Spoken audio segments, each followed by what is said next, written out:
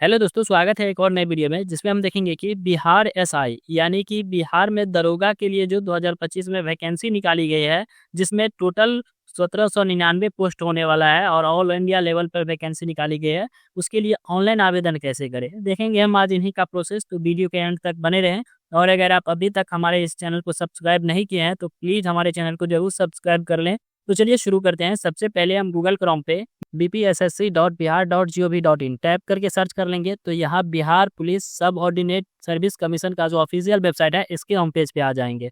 अब इस वेबसाइट का डायरेक्ट लिंक और ऑनलाइन आवेदन करने का डायरेक्ट लिंक और इस बिहार दरोगा 2025 भर्ती से रिलेटेड सारी जानकारी हमने अपने इस वीडियो के डिस्क्रिप्शन बॉक्स में दे दिया है। तो आप वहाँ जाकर जानकारी देख सकते हैं और डायरेक्ट लिंक पर क्लिक करके आवेदन भी दे सकते हैं।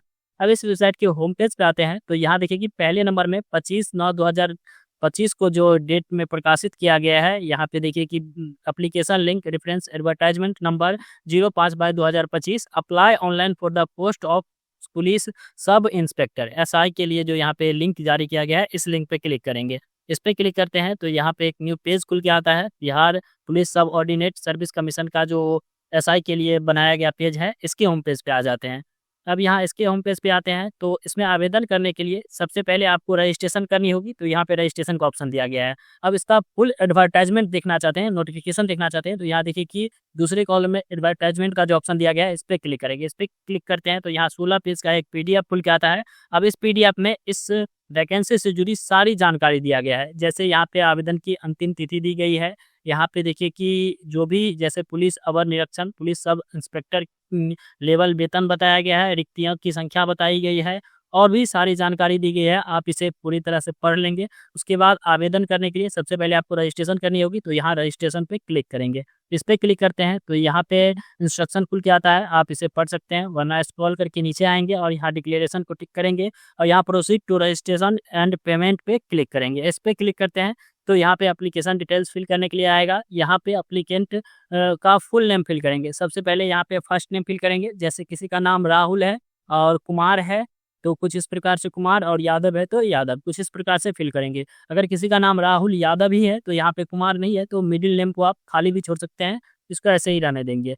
उसके बाद यहाँ पे सेलेक्ट एप्लीकेंट नेशनैलिटी को बताएंगे। यहाँ पे इंडिया को सेलेक्ट कर लेंगे। यहाँ मोबाइल नंबर फिल करेंगे, जो भी मोबाइल नंबर देना चाहते हैं एप्लीकेंट वह मोबाइल नंबर यहाँ फिल कर लेंगे। यहाँ ईमेल आईडी फिल करेंगे और यहाँ पे पूछा जा रहा है are you a domicile of Bihar state. अगर आप बिहार स्टेट के निवासी है तो यहाँ पे यस करेंगे। यस करते हैं तभी आप रिजर्वेशन कैटेगरी में माने जाते हैं और यहाँ पे रिजर्वेशन कोटा सेलेक्ट करने के लिए आता है। अगर आप यहाँ पे बिहार स्टेट के नहीं है, कोई अदर स्टेट से हैं और नो करते हैं तो आप जनरल अनरिजर्व कैटेगरी में ही माने जाएंगे। तो यहाँ देखिए कि कैटेगरी में जनरल ऑटो सेलेक्ट होकर आ गया है। अगर आप बिहार के हैं तो यहाँ पे यस करेंगे और यहाँ पे पूछा जा रहा है सेलेक्ट एप्लीकेंट कैटेगरी। तो यहाँ आप कौन से कैटेगरी से आते हैं। अगर जनरल से आते हैं जनरल, अगर आप जनरल से भी आते हैं और ईडब्ल्यूएस कैटेगरी में आते हैं तो यहाँ पे ईडब्ल्यूएस का भी ऑप्शन दिया गया है, इसको सेलेक्ट कर सकते हैं। ईबीसी, बीसी, एससी, एसटी जिस भी कास्ट कैटेगरी से आते हैं आप उस कैटेगरी को आप यहाँ से सेलेक्ट कर लेंगे। उसके बाद यहाँ पे सेलेक्ट एप्लीकेंट जेंडर, यहाँ पे जेंडर को बताएंगे। यहाँ से डेट ऑफ बर्थ को सेलेक्ट कर लेंगे। जो भी एप्लीकेंट का डेट ऑफ बर्थ है, जो 10th के मार्कशीट के अनुसार डेट ऑफ बर्थ है, वह डेट ऑफ बर्थ को यहाँ से कुछ इस प्रकार से इस फॉर्मेट से सेलेक्ट कर लेंगे। उसके बाद यहाँ पे पूछा जा रहा है are you an employ of Bihar government. अगर आप बिहार गवर्नमेंट के एम्प्लॉय हैं तो यहाँ पे यस करेंगे और यहाँ पे सर्विस जो ज्वाइनिंग डेट है वह यहाँ पे सेलेक्ट कर लेंगे इस फॉर्मेट से। अगर नहीं है तो यहाँ पे नो कर देंगे। अगर आप एक्स सर्विस मैन रह चुके हैं तो यहाँ पे यस करेंगे और उसका डिटेल्स यहाँ पे फिल करेंगे, नहीं तो यहाँ पे नो कर देंगे। उसके बाद सारा डिटेल्स फिल करने के बाद यहाँ प्रोसीड पे क्लिक करेंगे। यहाँ एप्लीकेंट डिटेल्स का प्रीव्यू होगा, प्रीव्यू में डिटेल्स को चेक करेंगे। अगर अभी आपको यहाँ पे डिटेल्स कुछ गड़बड़ लग रहा है तो यहाँ से बैक होकर उसको टिक कर लेंगे। अगर सब कुछ ठीक है तो स्क्रॉल करके नीचे आएंगे और यहाँ डिक्लेरेशन को टिक करके यहाँ जो कैप्चा दिया गया है वह कैप्चा को, यहाँ जो कैप्चा दिया गया है उस कैप्चा को देखकर यहाँ पे कैप्चा फिल कर लेंगे। उसके बाद यहाँ पे देखिए कि amount to be paid all candidate के लिए 100 रुपये का ही चार्ज लिया जाता है। तो यहाँ पे देखिए कि 100 रुपये पेमेंट कटाने के लिए यहाँ मेक पेमेंट पे क्लिक करेंगे। यहाँ ओके करेंगे, फिर से ओके करेंगे तो यहाँ पेमेंट मोड खुल के आएगा। यहाँ जिस भी मोड से आप पेमेंट करना चाहते हैं सबसे बेस्ट है यहाँ पे यूपीआई।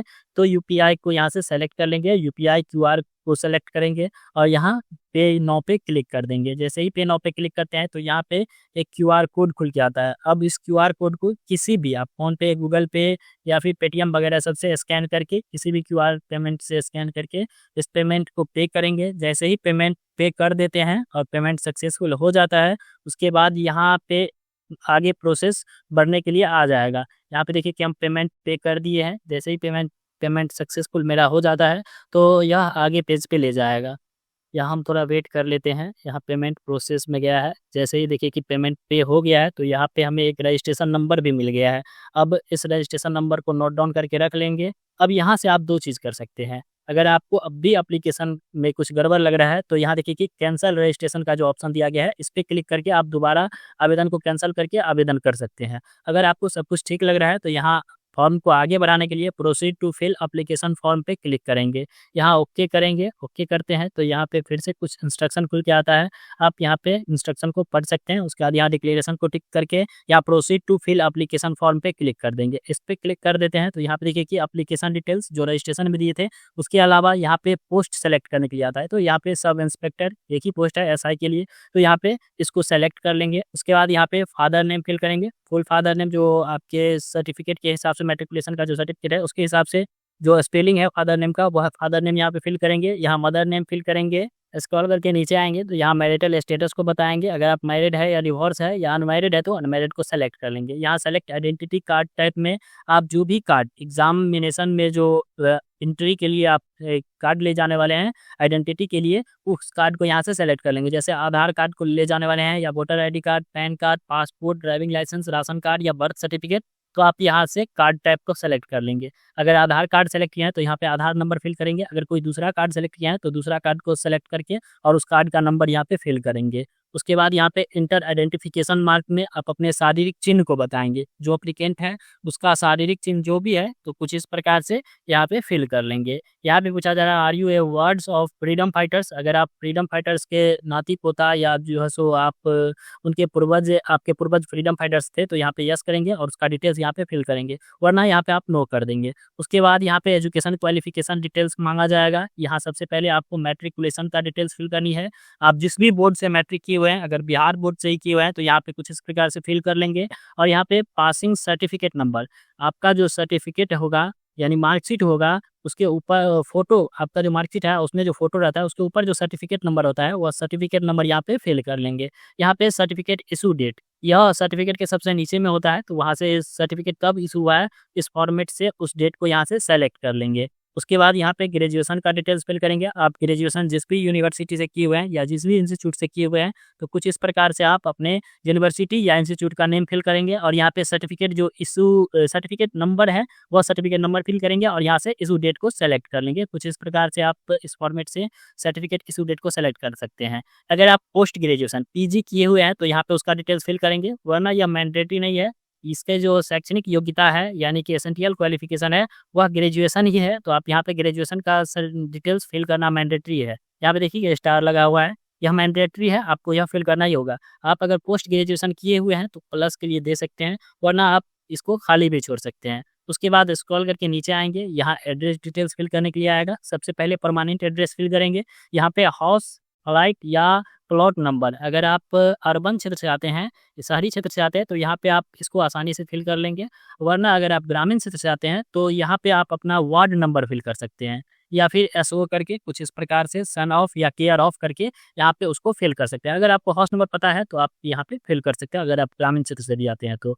यहाँ पे स्ट्रीट मोहल्ला का नेम फिल करेंगे। यहाँ पे कुछ इस प्रकार से ही, जैसे अगर आप शहरी क्षेत्र से हैं, अर्बन क्षेत्र से है तो यहाँ पे स्ट्रीट या मोहल्ला का जो नाम होता है, गली नंबर, वह यहाँ पे फिल करेंगे, वरना यहाँ पे अगर आप ग्रामीण क्षेत्र से आते हैं तो यहाँ पे वार्ड नंबर फिल कर सकते हैं। उसके बाद यहाँ पे विलेज का नेम फिल करेंगे। यहाँ नियरेस्ट पोस्ट ऑफिस, आपका जो पोस्ट ऑफिस होगा उसका नेम फिल करेंगे। यहाँ से स्टेट में बिहार को सेलेक्ट कर लेंगे। यहाँ अपने जिला को सेलेक्ट करेंगे, जो भी आपका जिला होगा। यहाँ पे अपने एरिया का पिन कोड सेलेक्ट करेंगे। उसके बाद यहाँ पे देखिए कि कॉरेस्पॉन्डेंस एड्रेस भी फिल करने के लिए आता है। अगर आपका परमानेंट एड्रेस और कॉरेस्पॉन्डेंस एड्रेस दोनों सेम है तो इसको टिक कर देंगे, तो यहाँ जो एड्रेस फिल किया है उसके हिसाब से यह एड्रेस भी फिल होके आ जाएगा। अगर आपका अलग अलग है तो यहाँ पे इसको नो करेंगे और यहाँ पे उसका एड्रेस फिल करेंगे जो आपका कॉरेस्पॉन्डेंस एड्रेस है। अगर दोनों सेम है तो इसको टिक कर सकते हैं। उसके बाद यहाँ पे डिक्लेरेशन ऑफ क्रिमिनल केसेस यहाँ पे पूछा जा रहा है। यहाँ पे जितने भी जो यहाँ पे पूछा जा रहा है सब में यहाँ पे आपको नो करनी है। किसी में भी आप यस करते हैं तो आप इसके पात्र नहीं होते हैं,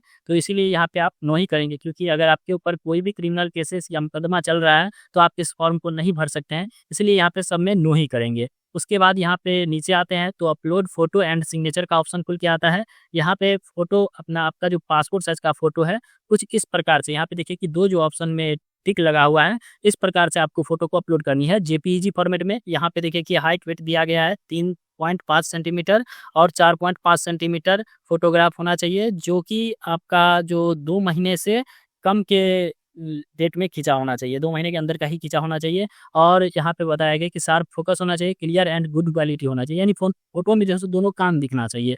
जेपीईजी फॉर्मेट में होना चाहिए, 100 KB से कम के साइज में होना चाहिए। कुछ इस प्रकार का फोटो आप यहाँ पे चूज फाइल पे क्लिक करके आप अपने फाइल से फोटो को ले लेंगे और यहाँ पे अपलोड कर देंगे। उसके बाद यहाँ पे अपलोड इंग्लिश सिग्नेचर, आप यहाँ पे कैंडिडेट का इंग्लिश सिग्नेचर अपलोड करेंगे। यह भी जेपीईजी फॉर्मेट में होना चाहिए, 50 KB के कम के साइज में होना चाहिए। उस सिग्नेचर को यहाँ से फाइल से ले लेंगे और इंग्लिश सिग्नेचर को और अपलोड कर देंगे। यहाँ हिंदी सिग्नेचर को ले लेंगे जेपीईजी फॉर्मेट में ही और यहाँ पे उसको अपलोड कर देंगे। जब सारा डिटेल्स फिल कर लेते हैं और डॉक्यूमेंट अपलोड कर देते हैं, उसके बाद यहाँ नीचे में प्रोसीड पे क्लिक करेंगे। उसके बाद यहाँ प्रीव्यू में डिटेल्स खुल के आएगा, एक एक डिटेल्स को चेक करेंगे। अगर कुछ भी गड़बड़ लग रहा है तो आप उसे बैक करके यहाँ एडिट डिटेल्स पे क्लिक करके उसे ठीक कर सकते हैं। अगर सब कुछ ठीक है तो यहाँ डिक्लेरेशन को टिक करेंगे और यहाँ जो कैप्चा दिया गया है कैप्चा फिल कर लेंगे और यहाँ सबमिट एप्लीकेशन पे क्लिक कर देंगे। अब जैसे ही सबमिट पे क्लिक कर देते हैं तो एक प्रिंट स्लिप जनरेट होकर आता है। उस प्रिंट स्लिप का प्रिंट निकाल कर फ्यूचर यूज के लिए रख लेंगे, ताकि आप उस प्रिंट स्लिप पे जो रजिस्ट्रेशन नंबर दिया गया है